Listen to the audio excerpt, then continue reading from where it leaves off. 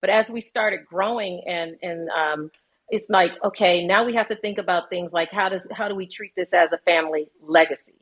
How does that work? So we had to on my side, I've definitely put together trusts that are within trust, and LLCs, put my kids on my LLCs, making sure that no Mhm. one else could come in and take on their part of the business. Things start to like kind of, you just have to, protection is the key. Protection is the key, so that if something were to happen to me, then what happens? Right. Or if something were to happen to Sharie, then what happens? If, being married, how does that play a part? If you have, a husband or that's coming in, that how do they take over the business? Just little things like that. So you have to protect the kids and the business at all costs. You're listening to the Black to Business Podcast, an educational podcast providing Black entrepreneurs with the tools and resources to start and grow their businesses. We chat with vetted Black entrepreneurs, thought leaders, and business owners as they provide tips and resources to help take your business to the next level. I'm your host, Monique T. Marshall. Welcome back. So recently I had the opportunity to moderate an amazing panel called Breakfast for Success here in Brooklyn, hosted by the Brooklyn Chamber of Commerce in partnership with TD Banks. And it was such a great experience, and I loved the event because the audience was engaged, the panelists were engaged, and they also asked for me to share my story and just some tips that I had on entrepreneurship. So it was a great event. But I bring it up because one of the audience members asked us if we were building businesses for legacy or to sell. So it was two other people on the panel, and myself and another Black woman, and then another woman who wasn't Black. So I remember immediately myself and the other Black woman were like, we're building businesses for legacy. And so the other woman was like, I'm building a business to sell. And so I immediately thought about, I have an upcoming episode talking about building businesses for legacy, for family.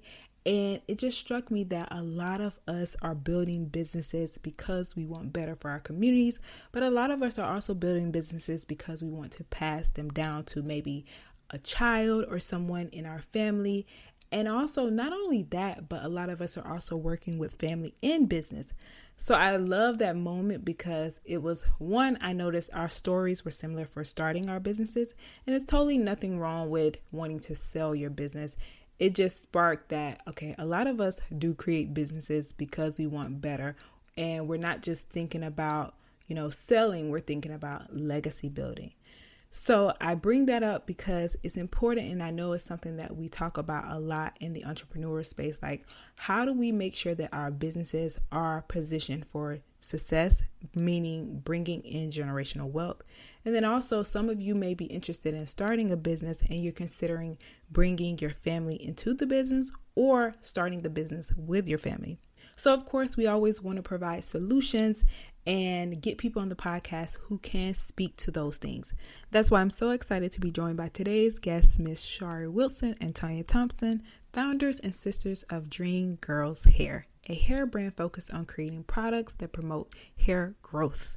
During our conversation today, they're going to tell their story and how they came together as sisters to start this amazingly successful business that has generated over $1 million of products within the first 6 months of them launching, and then $2.2 million in the first year. Such an amazing accomplishment. And during our conversation today, they're going to also share the importance of creating a family business, but also a business that gives back. As you know, doing business with family is such an amazing thing, and it's so rewarding because you get to do things with people that you love and that you trust. So they're going to share the most exciting things about doing business together as family. And they're also going to share some of the real truths about some of the challenges that they faced as they started their business and continue to do business, and how they overcome those challenges. And what I love so much about what they are doing is that they have hired their children in their business. And they're also going to share the raw truths about that, how they prepared their children to excel in their roles within their companies, and also some of the challenges of separating being a mother and then also being the boss. So this was such a fun conversation. It's good for you if you're interested in starting a business with a family member or you're currently dealing with family in business, but then also if you're considering hiring family within your business and how to manage that process. When you're doing business with families, the important thing is to always remember that at the end of the day, they're still family and you have to manage your emotions. So they're also going to share some tips about that and the fact that when you're creating a business with family, you want to think about legacy, and that means putting things in place in terms of trust, in terms of who gets what. This is such a great conversation, so let's dive in. Sharie and Tonya, welcome to the Black to Business podcast. So excited to both have you here and on the show, so welcome. Thank you for having us. Thank you so much. Y'all sound like twins. I love it. So before we dive in, if you all could share with my audience a little bit, each of you, about you and what is it that you do in your business and kind of how you all came together to start DreamGirls? Well, we started DreamGirls, 2006?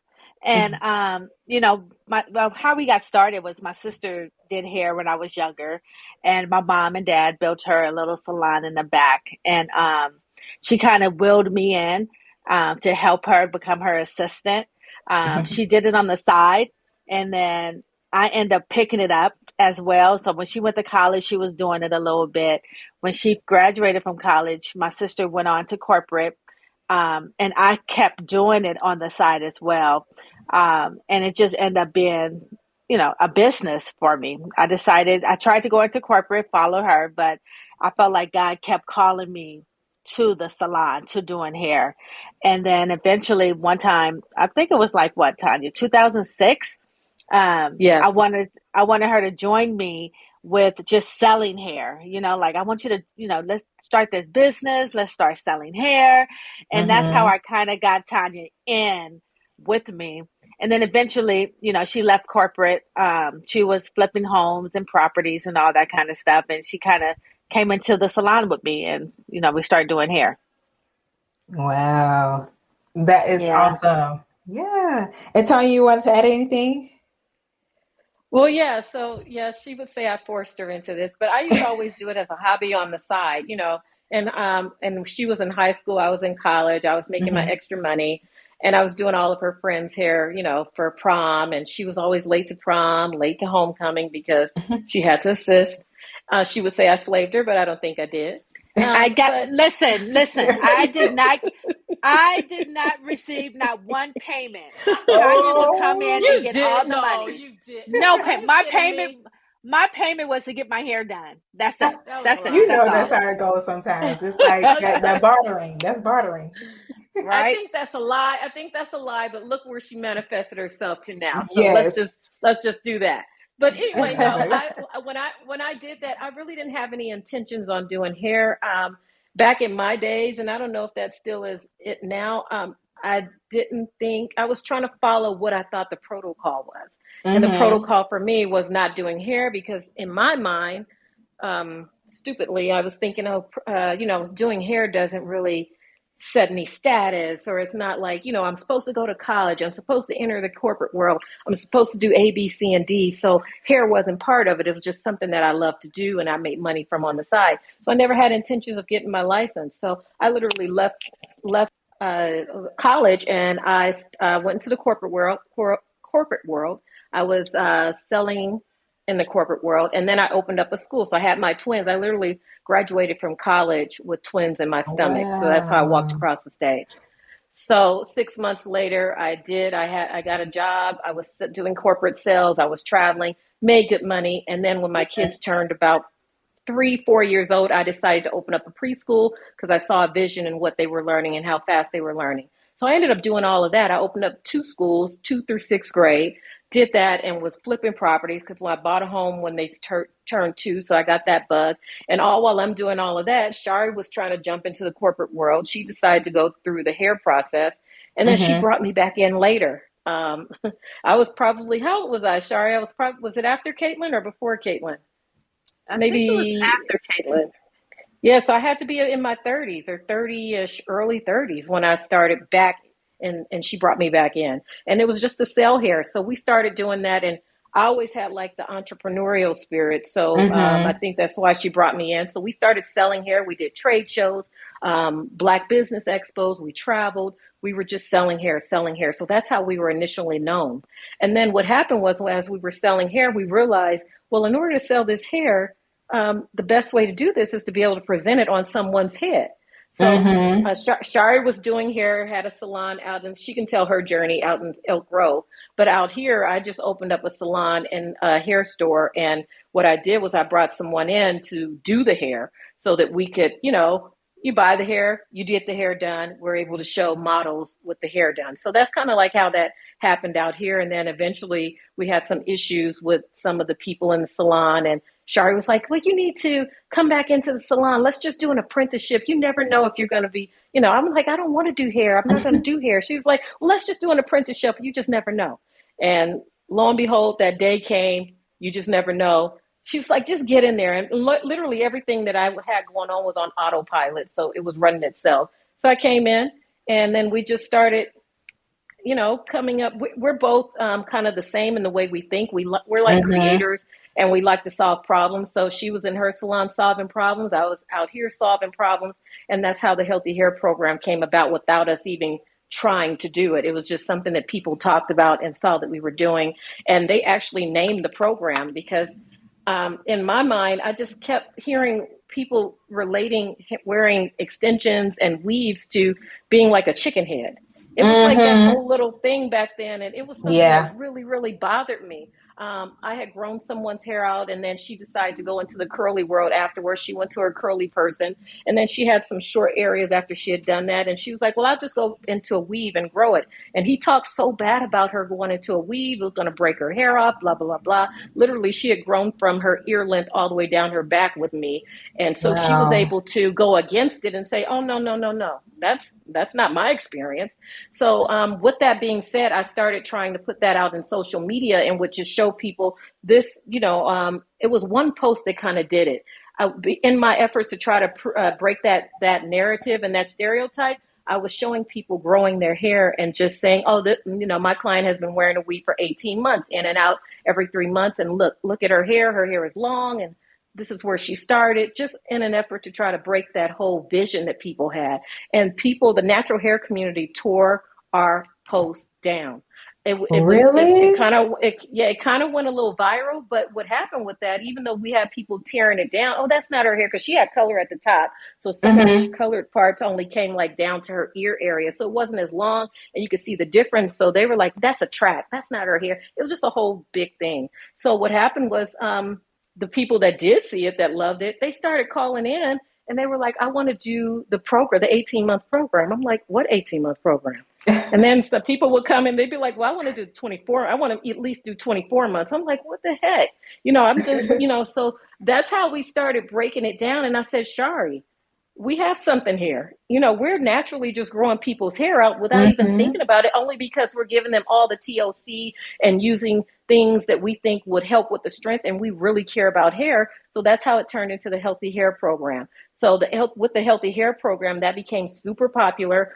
People wanted us all over the U.S. We started traveling to New York. So we did that. And what happened was, when we started traveling, I didn't want to just go one place, cut off someone's hair to get them started and leave them hanging. We didn't have the Mm-hmm. hair product line out then. So what happened was, I just started saying, well, we got to go back every 3 months until we get them where they need to be. At least give them 18 to 24 months before we stop going. So we took on New York. And New York ended right around the time that the pandemic happened. We were like 3 months short. And in the midst of that, we were like, look, we can't travel. We were going to Atlanta and everything. It was taking up a lot of our time. Sharie has 4 kids. I had 3 daughters. It was just a lot on us. So we were like waiting to end that New York tour. So the pandemic happened. And in the midst of that, we just started talking about trying to get products out so that we could help everyone around Mm-hmm. the world and throughout the US without having to go there. So we were about to launch in February. What we did was we came up with our product line. We were going to launch in March, but in February we did like a seed feeding type of thing. So we put the products out there and we did a pre-sale. and just to kind of see if people were really as interested as they said they were in Right. what we were doing. We did it for a weekend and made $30,000 that weekend. That enabled us, Wow. yes. So that enabled us to buy our products that we had already put together up front. And they were willing to wait a month or so for that product to come to them. So during that time, we were going to release the products and we were going to send it out to the people that ordered and then launch it on the website. The pandemic happened. So when the pandemic happened, we were like, oh my God, we have a launch scheduled in LA, a launch scheduled in Sacramento. What are we going to do? So we waited around. We didn't know what was going to happen with that pandemic. So we kind of were like, okay, is it really happening? Or is 1 week going to turn to 2 weeks? Is 2 weeks going to turn to months? Right. And we were, so then we decided, I was like, look, we just need to do a soft launch. Let's just open up the website. Lo and behold, we opened up the website. We did $1 million in 6 months. And then we ended the year with 2.5. So they were really waiting on us. That is so awesome. Yeah, so I know that was long-winded, but just to get that out there. Sharie has her probably own story. You're always long-winded. I should have warned you. I know. I'm sorry. But she knows her story. I love it though. It's the journey. It's the journey. Exactly. Yeah, I love that. And, I can kind of tell, well, my next question is about the fact that you all were able to get to that 1 million so fast. And then from that to 2.2 million. I want to talk about what attributed to your success. If you could just share, like, what was it? I know you mentioned that you both have similar styles and things like that, but I want to talk about both of you working together to get that success. And how are you able to do it? Like, what do you think it was? Well, I think the reason why we was able to be so successful is because two things. One, we were showing real people, real results, right? And two, we're actually hairstylists. Well, I know we're sisters, but we're actually hairstylists in the business right now. So our hands are in so many different, they will say, grades of hairs, right? So our hands touch so many different types of hair, and we're actually able to give the results. We're not just talking about what our products can do. We're showing people what it can do. And the thing is this, we're showing African American women to stop believing the narrative, stop believing the stereotypes that your hair can only grow a certain length, that our hair can be just as long, just as beautiful as anybody else's. And I think that plays a big part on us being successful, that we're able to prove that our product is the best. And one of the things is I'm really big on transparency. And I knew that the internet would tear us up, social media would tear us up because, they've been lied to a lot. People will show an oil and then what they'll do is show somebody's hair from somewhere else and make it seem like it's theirs. Hell, we've had people that have taken from our site and made a whole site as if they grew hair. So the transparency was really big for me. So what we started doing was basically making sure we had before pictures, and not even did we just have before pictures, but we had them put those pictures in the client's phone, because I never wanted them to feel like we're lying to them. You're going to see exactly what I see. This is in your phone. We're going to take these first pictures and we're going to move through this journey, and you're going to see this every time you come back and see how your hair is growing. And because we've been so transparent and we post all of our results all the time, and there's so many. I think people started, after a while, they really started believing us. We don't get as many questions anymore as we did in the beginning about us being the truth. I love that. I love it. The results will speak for themselves. Exactly. Yes. And one of the things I love about what you all are doing is just showing the importance of also giving back with it, whether it be like educating people and changing the narrative, but also like how important for us to create businesses for us and by us. Of course, this is the Black to Business podcast. So I want to talk about how important it has been for you, like highlighting the fact that you're a Black business, creating solutions for Black people, and the support of the community for you all's business. You know what? I think it's important because for so long, especially in the hair industry, we have allowed other people to come in and create our products for us, right? Right. And not only are they creating products for us, I mean, we're the biggest what is it called, consumer, right, that buys hair products. Like African American buys a lot of hair products, and when you think about it, who's selling it? It's not us. And then you got to think about the names that they call it. I was just talking to my sister and somebody else about this. Like, they name our stuff like for unruly, uncontrolled. I think it was so important for us to kind of take that in, name our products things that speak life to our community, because words is powerful.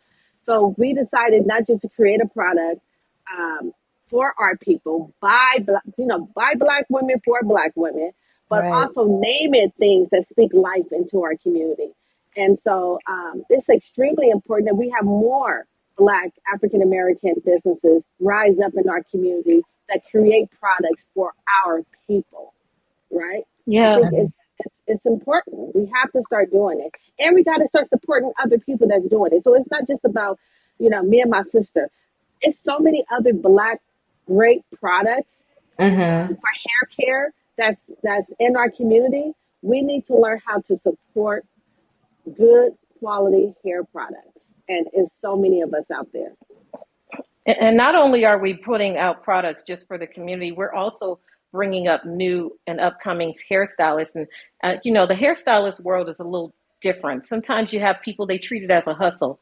And because we come from a business background, we've been able to show a lot of our people that are coming into the salon. We've really been mentoring a lot of our people that come in and help them to turn this into a business for them. So it's not just a hustle where they have a retirement later. They know how to not just take their money every weekend and go spend it. They're investing, and now they're buying homes and things like that. So that's a really big deal for us, is trying to get our community and help them to understand that the hair world is not just what it was before, where by the time you turn 50, you're now tired and now you're going to drive buses, or you're doing something like that because you don't have any insurance and you haven't set up anything for yourself. So we've been created. People have bought homes. Some of the people have left us, opened up their own salons. We have people that we're bringing up now, just teaching them and pouring into them and showing them that this is not something that I thought it was when I initially when I wasn't going to be a hairstylist. It was just something that just wasn't, it was subpar and didn't have any respect. Our biggest thing is getting people to respect the hair community. Heck, I mean, our people are making more money than people who have gone to college and then done their thing. So we really have been trying to build that up also. And of course, we brought our kids into the business. Oh, I am loving it. Yeah, Monique, I would say this. It's just across the board. Whatever you're saying, the businesses, that's how you're going to treat it. So if people in our community saying this is a hustle, you're going to treat it like a hustle. You're going to treat it with cash money. You're not going to treat it like it's a real corporate business where you have to pay your taxes and you got to put a savings and you have to do insurance. So it's pretty much changing the narrative within the hairstylist community. We also own a cosmetology school in Sacramento. It's a cosmetology college, barbering school, and a nail tech. And so that's one of the things that we do at our school, is that we teach people this is not a hustle. We have to change the way we say it is. So it's not a hustle. This is a business. You're about to create a corporation. You're about to, we have to change the way we speak about things so we could change the way we act about things, I love that. Yes, I love it. And I love what you all are doing. I know that we've talked about your story and your journey from getting started. Now, I want to take a look behind the scenes of running a family business. So you all kind of shared how you got started and how you created the business. I want to talk about what it's like being sisters in business. All fun. We're keeping it real, right? We keep it real on the Black to Business podcast. The thing about it, Sharie and I are kind of like the same, but we're not. So we're both we're a day apart actually with our birthdays. So within us, we both have business. We both have that drive to be successful and things like that. But then there's some other parts of us where we're totally different. I think Sharie's a little bit more emotional than me, and I'm a little bit more just like stand still. So what we've tried to do was we we created our roles. So she knows for the most part, I normally handle the business side, and she's really great with marketing. She's a little bit more unedited. I am. So we have to take our we have to take that into consideration when we're doing things. So sometimes we don't always agree, especially when it comes to marketing and things like that. So sometimes over time we have to step back because it can get really emotional, emotional in this business. And but I think, Sharie, you think we've kind of learned how to deal with each other. Sometimes we just get silent and we be like, okay, I'm gonna let you handle this. I'm gonna let you roll with this, and vice versa. But I take on more of the business side for the most part. And Sharie has come in on that side also. And then she does more of the marketing, and I do some too, but I'm not as, like I said, she's very unedited. She puts more of her personal life out, and I'm a little bit more standoffish when it comes to that. Got it. I love that. I mean, I love that, that you both have defined like what works for both people. Like we each know when to step in. Yeah, I think that's important for us to know each other. And it's not even worth the fight. It's not even worth the argument. Before we would be like, no, this is how it's going to be. It's going to be like this. It's going to be like that. But, as we've been in this business and working together for some years, I know when to step back. Like, Tonya got that. And she'll know, oh, Sharie got that. And it works. It really do work, because at the end of the day, I know that I trust my sister 100% with the decisions, right? And if things don't work, we know how to pivot. We know how to, okay, let's come back. Let's go back to the drawing board. What do we need to do? And that's just how it is. It's fine. It's not worth fighting over. We know each other well. Oh, that's so beautiful. My heart was like fluttering. I love it. I just felt it. Like the trust, my sister. Yes, I love it. And I feel it.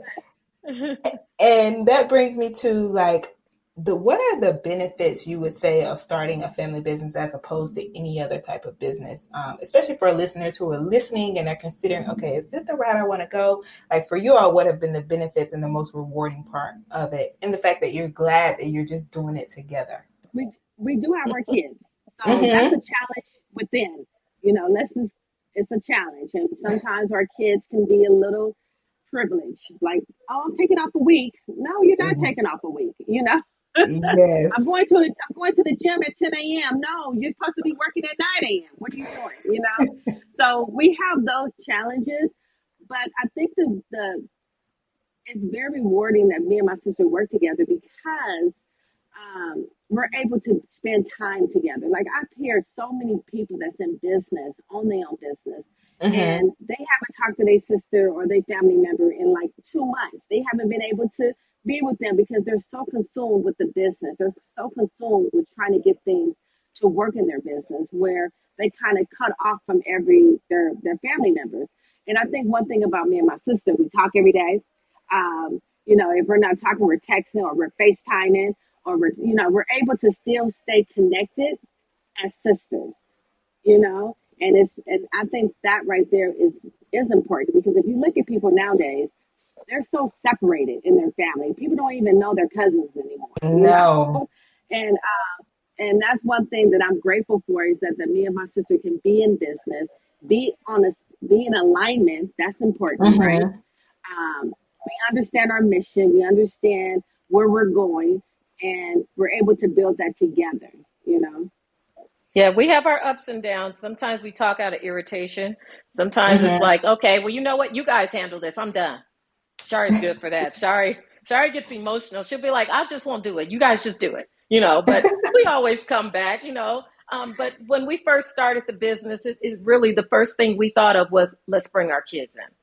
That's the first thing. My girls they had just graduated from college.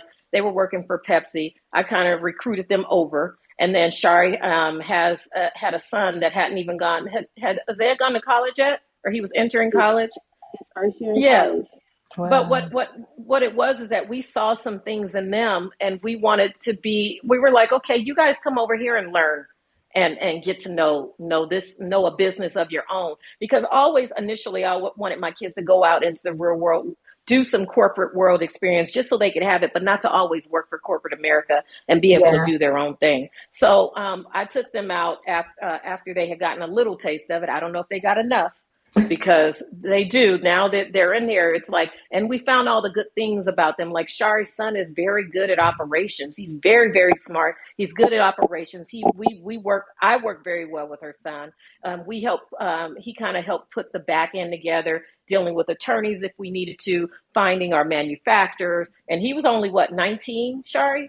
19 years old, very smart. And then my twins at the time, they're 26 now. So they were about 23, and we brought them on the marketing side. One is very good with marketing. Another one's very good with social media. So what we tried to do was try to bring them in so that they could learn and create a legacy. But with that being said, Sharie and I are we're visionaries. And they're not visionaries. They're not so much visionaries like us. And they think they know more than us. So that's been the biggest problem. They think anything we do is like old school. Well, that's how you guys did it then, and that's how you did. So we had to put them through the test not too long ago, and we said, you know what? We're going to give you guys a few months, and we're going to let you guys run this business, just so they could see. Because we had to put them in a situation to where, okay, you guys think you know it all, and you think our ways are, even though we've gotten this far with our ways, you guys still think you know it all. So we're going to give you guys the table. With that being said, they came back to mama's. I was about to say, how did that go? Yeah, no, they had to come back but I think that was needed because it was kind of like, they're so, kids just really think they know. They're like, what, millennials and Gen Z? They just think our generation is just like, we're old school. We don't know. Things have changed. That's not how you do it, and we're big on, well, what brought us here? You're not understanding what brought us here. Some of them want to be a little bit more curated with things. And we're like, well, we need authentic things to go reach our market because that's exactly what brought us here. So we had some back and forth. But I think we've now come to a place where we're kind of like on one playing field. They listen now a little bit more. But we had to go through that step, though, which was like we were painfully in the background, like, oh, are we really going to allow this? But can't say anything. Okay. Yeah, we were like, okay, when are we going to pick this up if it starts to go all the way down? We got to have a limit. And so as they were moving through, we said, okay, this is not going to happen. Let's go in. We had to pick it back up. So, yeah, but the great thing is creating that legacy, helping them learn how to create.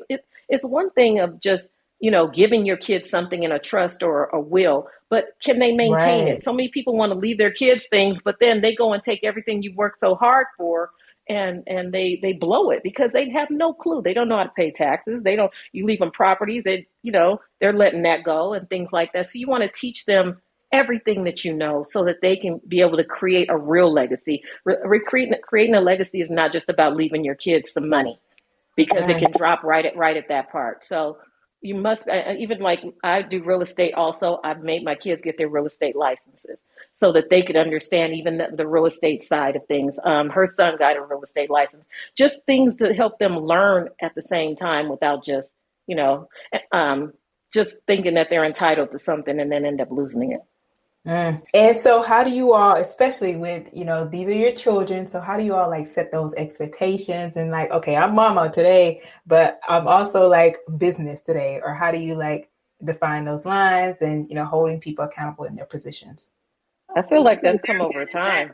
Yeah, they try to do that a lot. They'd be like, I'm sorry. I'd be like, mama, my name is mommy. But, I have to be like, okay, let me just be professional here. Let me call me Sharie. And, because I think sometimes we just want to be mom all the time. Like, yes. We're just mom. Everything's a teaching moment. Yeah. So, and we're learning too. I'm always like, this year I said that I was going to take more leadership courses than I did vacation. I said that. And so I wanted to do that because I wanted to become a better leader. I wanted to become a better communicator. I wanted to become a better listener. And I think doing that, it helped me in the family business so I can listen to my son, listen to my nieces, and try to hear them out. And then if I disagree, instead of coming so hard, coming away to where they can receive it and hear me, Right. And so those are some of the things I know I had to do this year because, I had to get it together.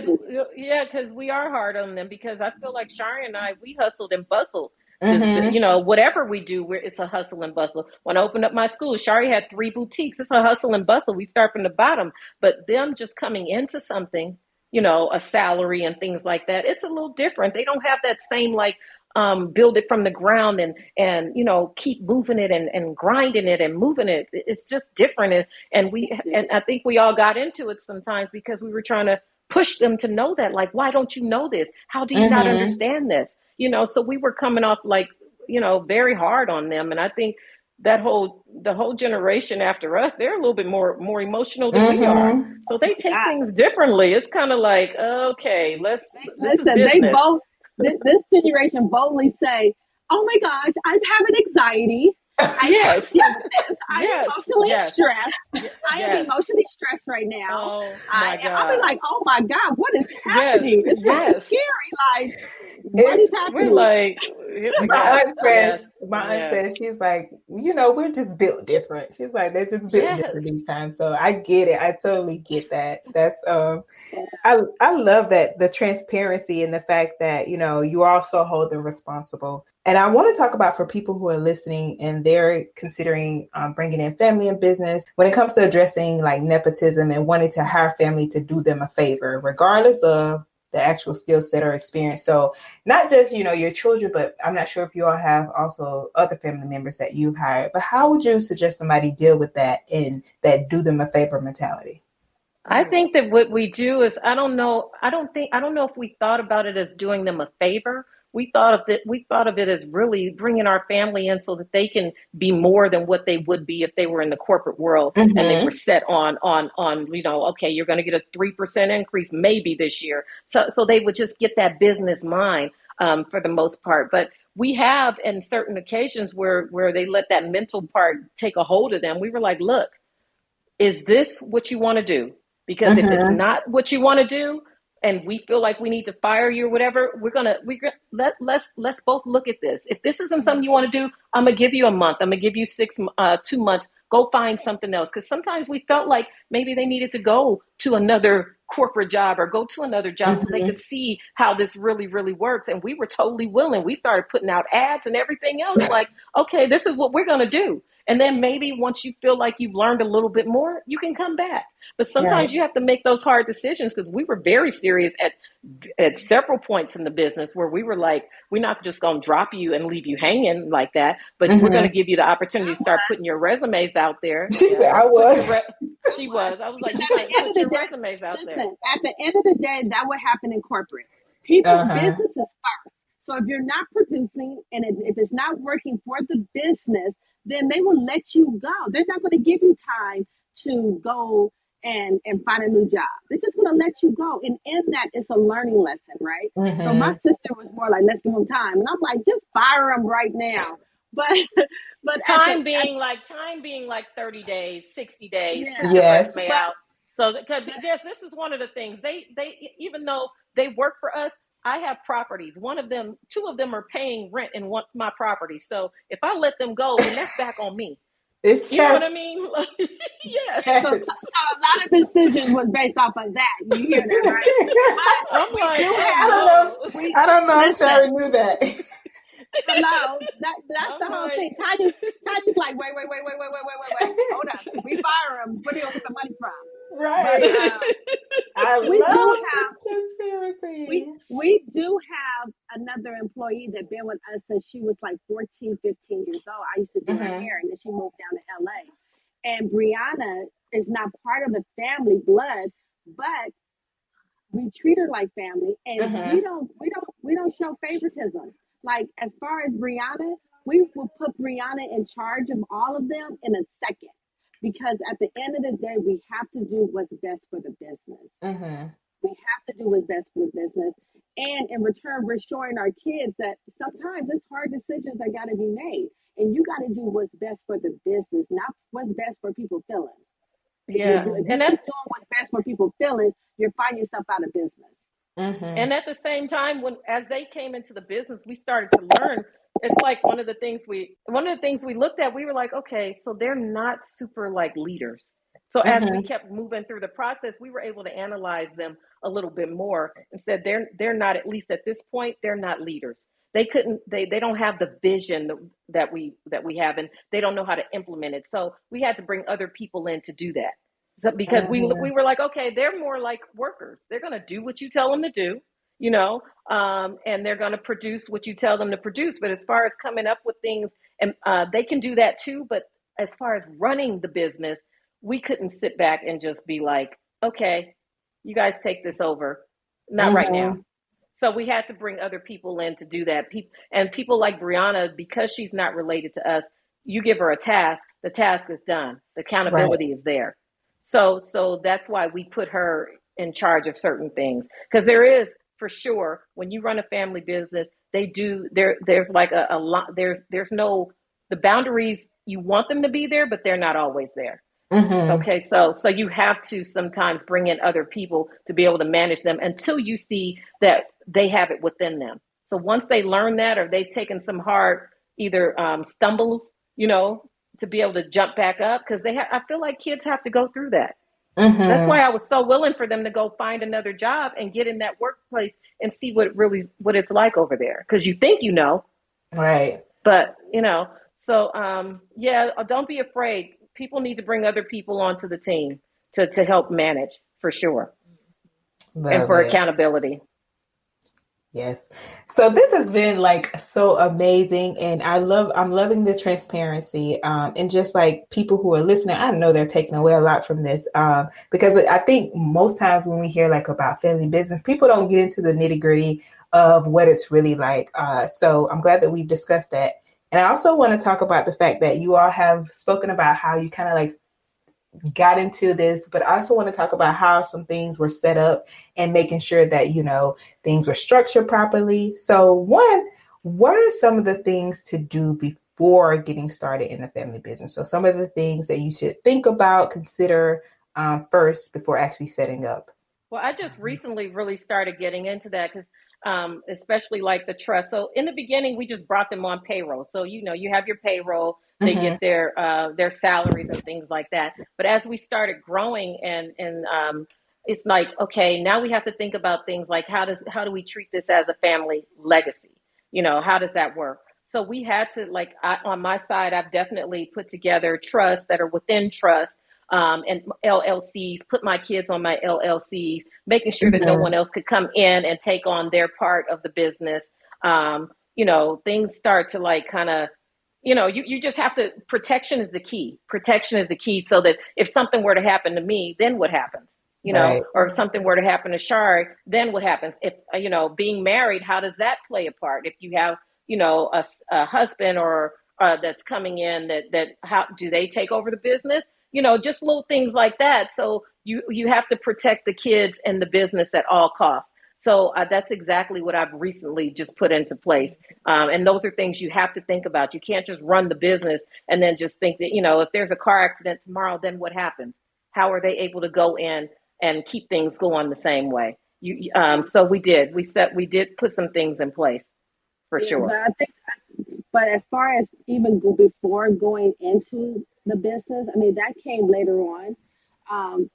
But going into a business, what are some things that people need to think about or do? I think it should be structured. Like, you have to write down exactly what you vision, and then break down that vision into a plan, and then strategize the plan, if that makes sense. Because what a lot of people do is they say, okay, I want to go into business with family. What do I do? Okay, what is your vision for the family? What is your vision for the business? How are you going to structure this? Okay, let's break down this plan. And then when you break down the plan, you figure out who's best in each role.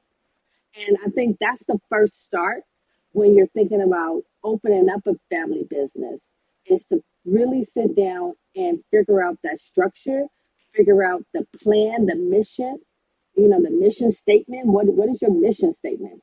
And then, go from there. But you definitely got to sit down and strategize first. And then when you get in there, it's important. A lot of us, we open up businesses and we don't have a trust put together. We don't have insurances put together. We don't have a plan put together as far as what if.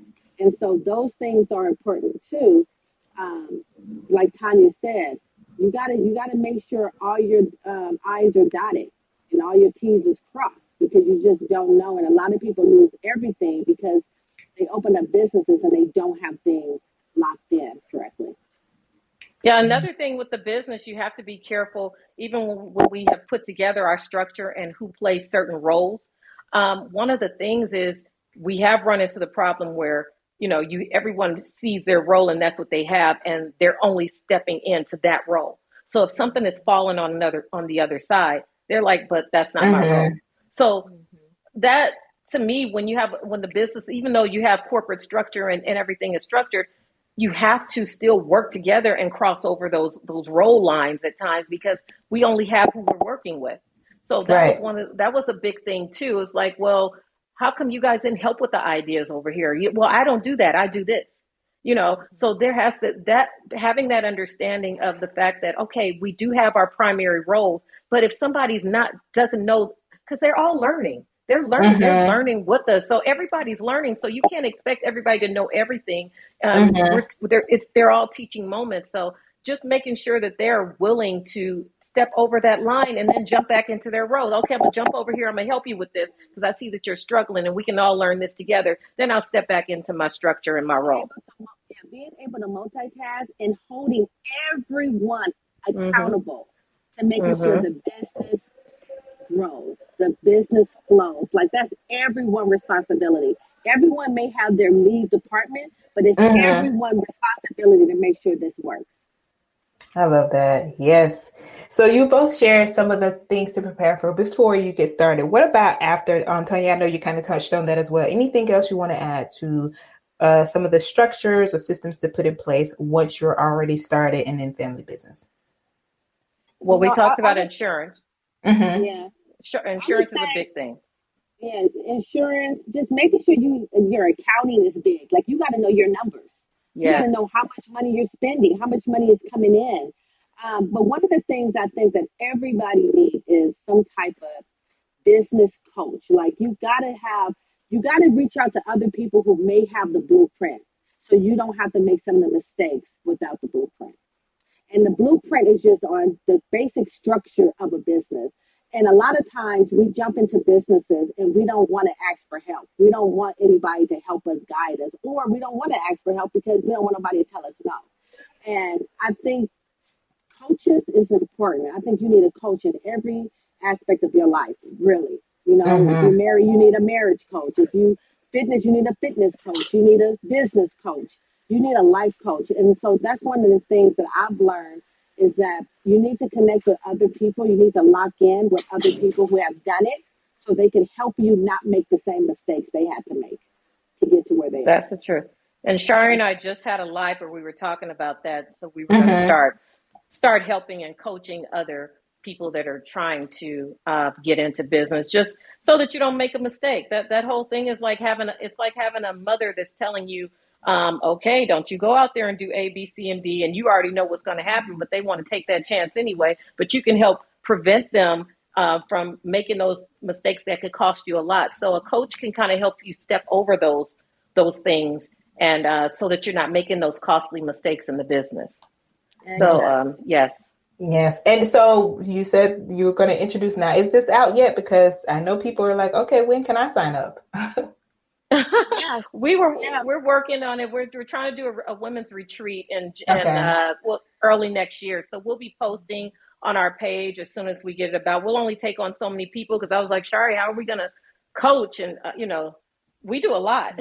So we're still working in the salons, and then we have to run this business, and you still have to have your family time and your sanity time at the same time. So we were trying to work that out, so that but we really do love helping other people. We really do love helping, especially our women, to succeed. We've been doing it. So we've been doing a lot of beta. Like, I have a lady that I help get her eyelash company up and going.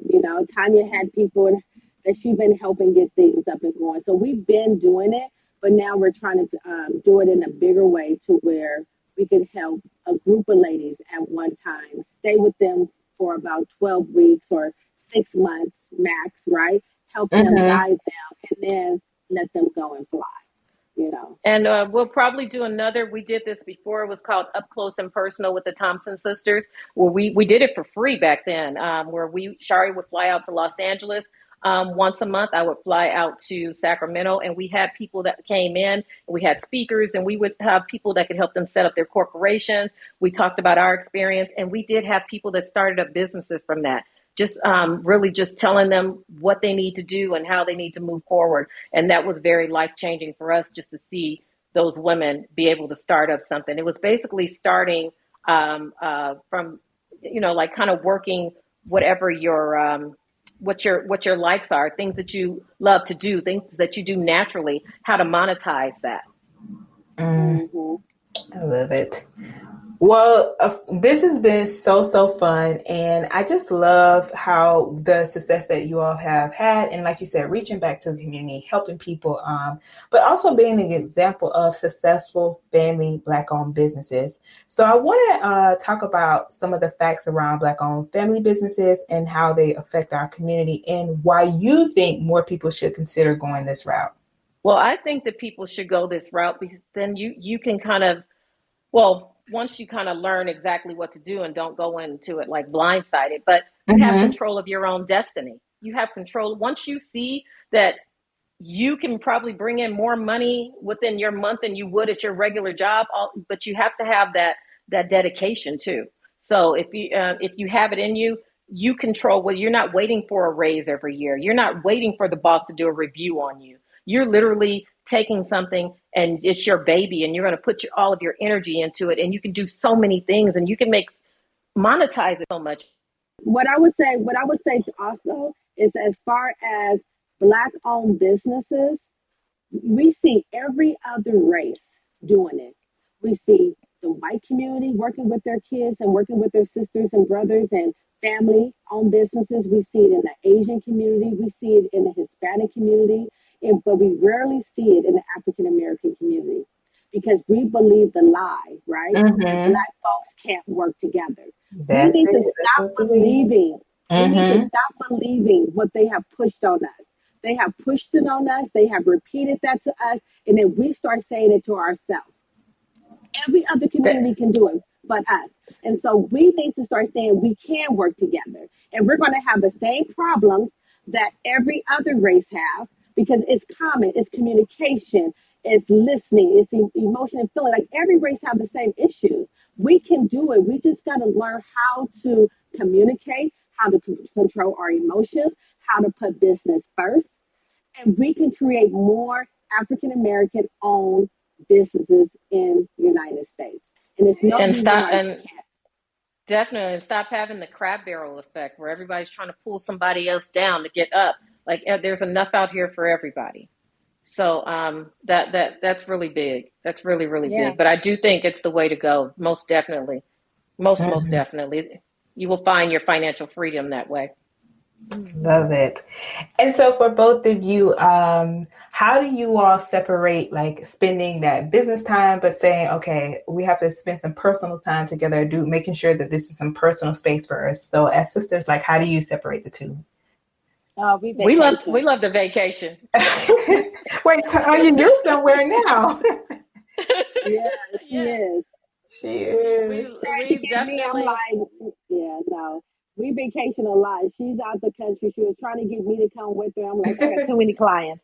But we're traveling. Actually, we're traveling for our birthday. Her birthday's on the 18th. Mine's on the 17th. So we're leaving on beginning of January for like 2 weeks. And then we're going to south of France soon. So that's in June. But it started because I was taking my daughter, because I believe in making sure that your kids have experiences outside the U.S. so that they could take in a little bit more culture and have an understanding.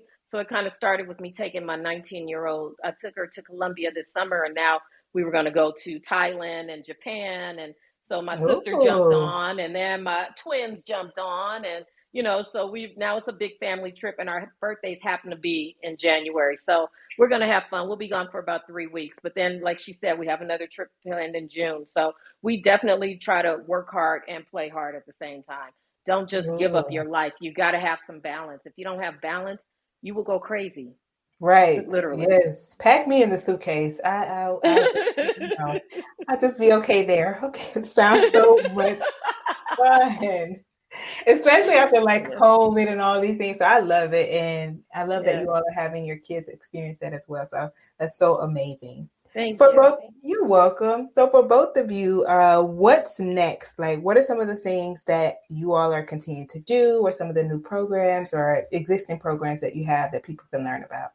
Well, we're trying to do a DreamGirls Certified Stylist program Mm-hmm. because people still, even though we brought out the product line because we said, okay, well, you guys can do this on your own. You don't need us to travel. It's still more than ever. They still want us in their city. So what we were trying to do was put together a DreamGirls Certified program, a stylist program where we teach people in different cities to do exactly what to do and how to love on the hair, care on the hair, and the way we actually do the hair. So that, and if you live in another city, you don't have to fly out to us, which we have people fly all the time like crazy. They can go Mm-hmm. directly to their city to someone that we certify and say, look, you can go to Leslie here in the Bronx and be okay. Or you can go in New Orleans to this person and be okay.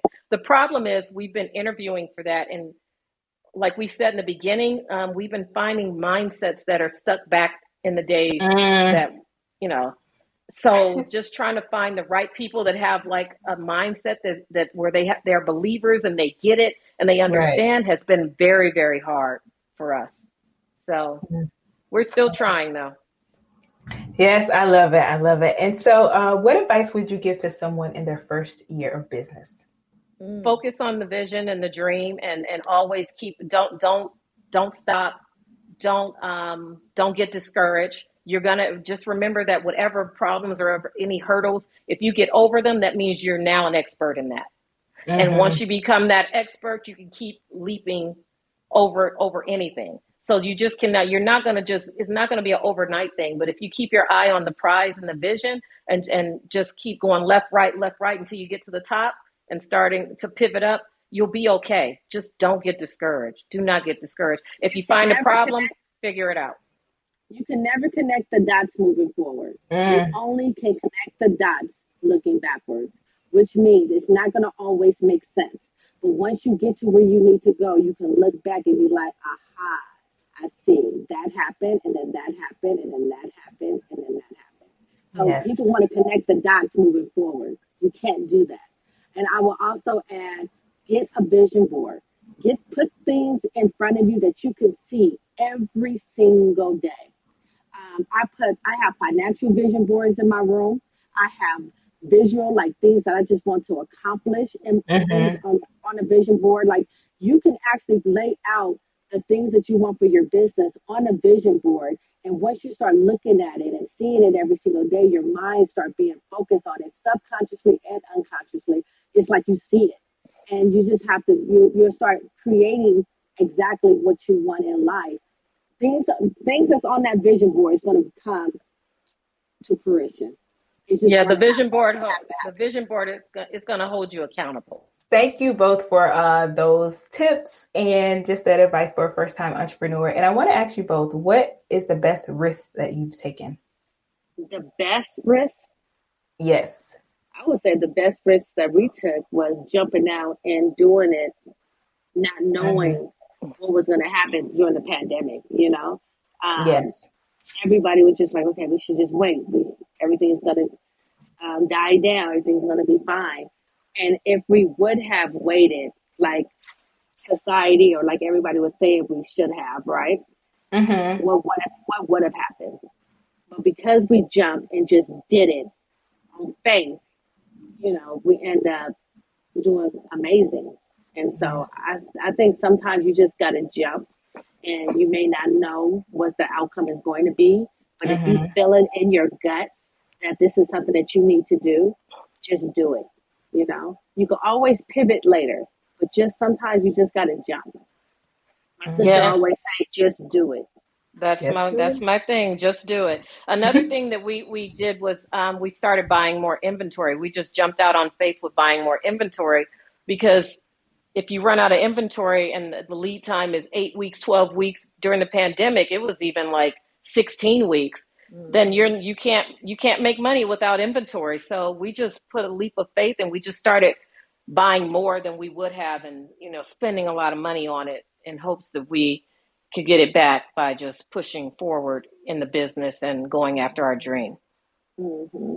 And we started this business. We really didn't have no idea how things work. We didn't know we needed 16 weeks and 20 weeks to put in orders and get the products. And we just did not. We had no idea. But we really just jumped in there with a positive attitude. And as things came up, we just learned how to pivot. Mm-hmm. People need to learn how to maneuver and how to pivot. And just trust your gut. Just trust your gut. And just remember that every single thing that you do wrong is a learning situation. That's why, that's why it's hard for people to make money, in the first 2 years of business and things like that, because you're busy making mistakes and learning from those mistakes and then becoming an expert. Once you make those mistakes, you now learned and you will never do that again. And you're going to make another mistake. And then all of a sudden you're like a professional and an expert in that. Like, we could really go talk to people and tell them the do's and don'ts and help them eliminate those mistakes now, because we've already made them. So that's the only way you're going to move forward. And one other thing I would just add really quick, me and my sister we never took out a bank loan. We never went to the bank and sat down and gave them a business plan and received a lump sum of money to buy products, nor did we borrow money from family members or anybody. We figured out how to do it ourselves. And we was very we strategized, like, okay, let's do a pre-sale. The pre-sale helped us get our first cans and helped us order our first orders. And it also helped us order more. And so instead of us trying to go raise money at the bank, we figure out, how can we do this in-house? How can we raise money in-house to buy our products? And so just thinking outside the box. Yeah. You have to figure it out. You got to take risks. That is so true, because most people, and that's one of our things that Sharie and we are really big on, is stop making things so complicated for yourself. The whole just do it thing is really just what I mean. Just do it. For example, if you decide you want to sell bundles, let's just use that because people know about bundles. Instead of saying, okay, I want to have this big office space and a retail space is going to look like this. I'm going to have 3 people working, and this whole little thing that you're putting together, and I'm going to have all these different types of hair. So then you go buy all of this, spend all your money on all of that, and have these people in there working, but then you don't have a base of people that are going to buy.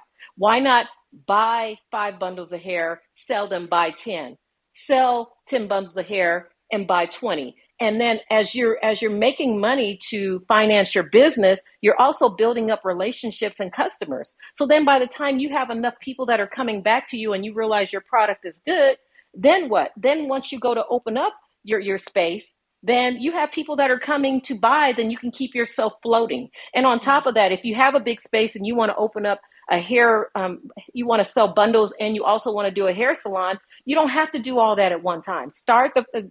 Get a space that's a little big enough for you to be able to put a few stations in, but you don't have to do those stations initially. Just start with the front desk where now you have business, that's coming to you on a regular, repeating every 3 months or every year, every 2 years, or buying for their friends, referrals and things like that, that's helping you sustain. Then you use that money and then you get a booth renter, then you buy everything for that booth.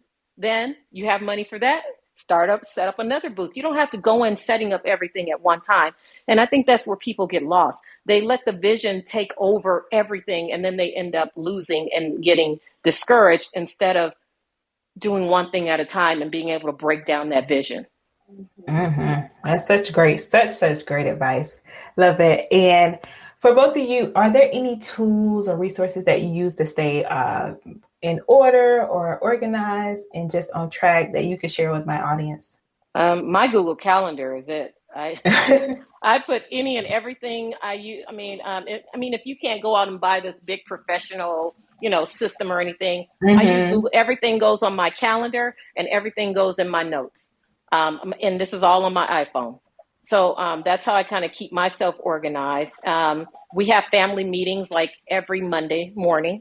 So not family meetings, our business meetings. So we have those every Monday morning. Everybody knows you're up 9 o'clock. Let's get this going and let's see what we did last week and let's talk about what we're doing this week and let's put together our plans up 3 months or so as to what we're going to do. Our social media calendars, what's working, what's not working.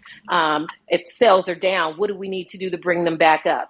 What has worked in the past? These are all things that we talk about on a regular, because I think at the end of the day, I don't think people realize you can come in and just have a position that's like having like a front desk position or something. But the people that are actually out there bringing in the numbers, everyone has to have their name, their eyes on the numbers. Because if everybody in that business doesn't have their eyes on the numbers, you're not going anywhere just doing the administrative work. Because the administrative work is a reflection, and administrative work is a reflection of the sales that are coming in. So that's one of the things trying to teach our people that, look, you got to have your eye on the prize, because if you're not looking at those numbers, then what are we doing? So we we make sure that we have meetings in place for that. And what I'd like to do, I like to journal. I like to put, vision boards is key. I'm always expanding my mind. I love audiobooks, Think and Grow Rich, changing your mindset. And then also, I'm really bad with doing things over and over and over again. So I have a habit tracker board where things that I'm struggling with, I put it on that tracker, and then it's like 31 days. So I just make sure I do that thing every single day for 31 days to form a habit. And so you can find that on Amazon. It's called Habit Tracker. And there's so many different books that you can read. I think you always just every morning, and this is what I teach our students at Mix, is that every morning you have to pump yourself up. Yes. You have to get positive stuff in your head. Like I'm always looking for a good motivational video every morning to get myself in the mode of achieving my goals. So you have to be very, very intentional about the things that you want out of life. And then once you are very intentional, then you intentionally put things in you that's going to help you achieve your goals. That's the cosmetology school she's talking about, Mixed.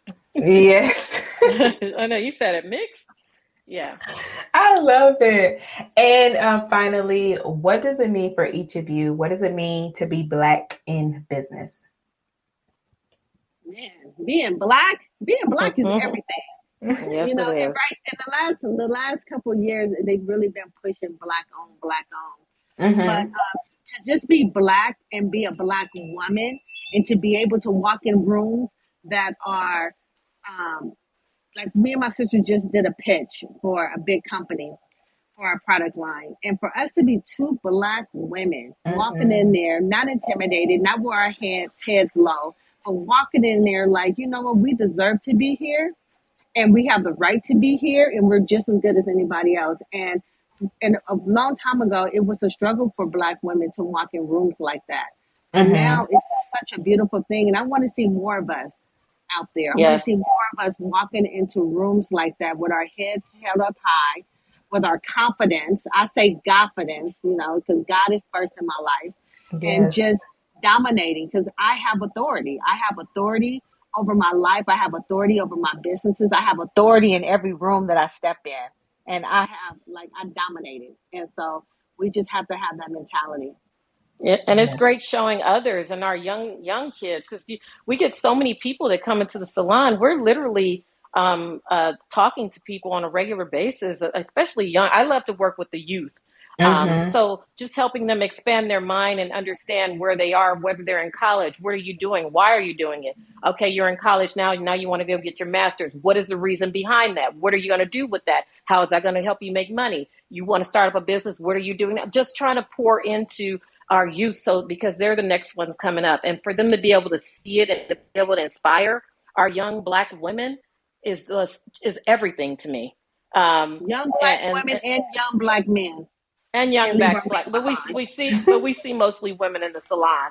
So just in general, it just feels good when they come back and they say, that now I guess I'm getting older. They call me Miss Tonya. I tried what you did, and this helped me with this, or this helped me with that, or now I started this, or I got my LLC. And, it just feels really good so they know that they don't have to just be stuck behind that corporate brand of a huge company that's telling them when they're going to be able to buy a house, because now they have to be working for at least 10 years to make enough money in this crazy, financial world that everything is the prices are crazy to be able to do anything. We also talk about things on the side. Don't always just if you have that job and you're making money, be able to take that money and pivot with it. Do something that you love on the side and make it, monetize it. Always have something on the side. Have more than three strands of income. Just things like that. So be smart because with your money. Yes. Be smart with your money. Don't just go get a whole bunch. Like a lot of people, they make a lot of money and they go spend it. It's like our rule of thumb is if you don't have it 7 times over, then you don't need that purse. If you don't have it, 7 times over, then maybe you shouldn't buy those shoes. Like just really looking at the money that we're spending and making sure you really, truly have it to spend. And be able to pay it off. Yeah. Right. That part. In that month. Yes. Be able to pay it off. Don't let the interest eat you up. So, get you any card that you have. Either you can use the credit card if you want to use it just to create points so that you can earn other things. But if you don't have a credit card, you should go ahead and use your debit card so that's gone. Because if it's not in your account, you don't need to do it. Or use the credit card, buy it, then take that debit card and pay it off. Get your points and keep it moving. Let your credit cards work for you. Like we're talking about so much right now, but it's like you gotta let y'all giving game. You're giving the game. Yeah, like I put everything on my American Express or my Southwest, but guess what? I fly for free. My husband fly for free. So I put things on credit cards not because I need the credit, it's because I'm using it to my benefit. So I have the points now. I pay it off every month, but now I can go to LA in the next hour and it's free. My husband's companion, free. I can upgrade on Delta with my American Express, free. My Costco card, I get $1,000 a month back, free, because we're learning to use credit to benefit us. And so that's a whole nother. These are so many different conversations that we speak on. So we gotta have y'all back on the show. Basically, that's what it is. It's basically we gotta have y'all back on the show because this has been so fun. And I was telling Tonya that before we got back on the call. It's like it's just been real and also just like what people need. But of course, I know that you both want to help people as well. And the love, I feel it through this, the system, that the love you have and the respect that you have for each other and doing business together. So I just love it. And so people are going to feel it. They're going to want to know how can they support you, find you, and connect with you. So please do share. Yeah. Well, Tonya's on Hair by Tonya, Tonya, for Instagram. That's a lot of people will DM me or things like that. Our website for our product line is www.dghair.com. And then Sharie? And then mine is I am Sharie Wilson. That's I am Sharie. Got it. And we'll be sure to put those in the show notes. Again, thank you both so much. This has been so fun. We have laughed and had a good time, but we've given the people the value that you have given. But I appreciate you both for the work that you're doing and just being an example and wishing you all the best. So thank you again for being on the show. Thank you so much, Monique. Thank you. We appreciate you. Wasn't that so insightful? Like, I love their energy and just the transparency and rawness. And I could just tell that they really enjoy working together. And I think that that's what it's all about, showing that you can still do business together and it still be fun. You can set the emotions aside and do what needs to be done for the business. And I love that they share how they set things in place to make sure that they are creating that legacy for their kids and also setting those boundaries within the workplace, even though they still have their kids working with them. So important and so essential when you are doing business with family. So I hope that you took away something from that conversation because I know I definitely did. Thank you so much for listening. And please be sure to check out all the resources mentioned at blacktobusiness.com/124. I can't wait to chat with you again next week, same time, same place.